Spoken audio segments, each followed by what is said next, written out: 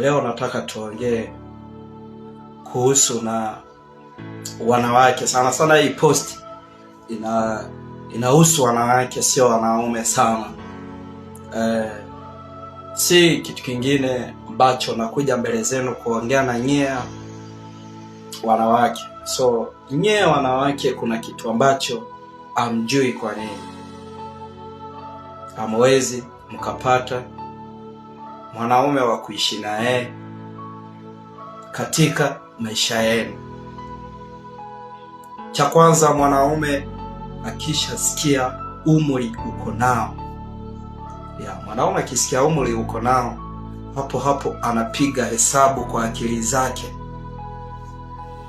na kwanza kujiuliza, kutoka miaka 20, 21, 22, 23, 24, 25, 26, 27, 28, 29 mpaka 30 na hujaolewa.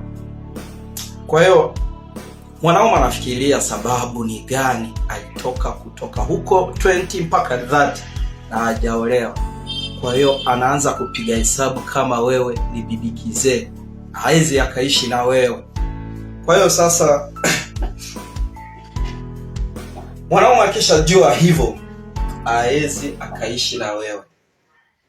Hata ufanye nini hawezi akaishi na wewe. Atakuchezea. Atakuchezea na kuacha, kwa sababu yeye hesabu yake, si anaona wewe ni bibi kizee, anapiga hesabu kwa hiyo miaka yote ulikuwa unafanya nini? Unaona? Kwa sababu hapa kuna wanawake wengi kutoka 20 mpaka 30 ni kusumbua tu mtaa, anasema eti itatulia, nikitulia nitaolewa. Na sisi wanaume tunapiga hesabu kutoka hiyo miaka 20 mpaka 30 alikuwa anafanya nini? Mwanaume anaanza kupiga hesabu kuwa ulikuwa unapiga usherati, ndio maana haukupata mwanaume.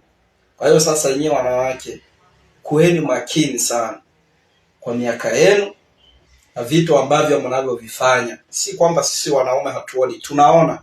So wewe utaoa mtu ambaye unaona matendo yake si mema kweli, hata ikuwe ni wewe, haiwezekani.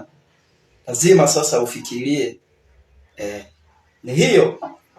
Ni hivyo tu. Mimi sina mengi leo, nimekuja kuongea na nyinyi kuhusu na hayo. Hapo ndo kumaliza. Asanteni sana.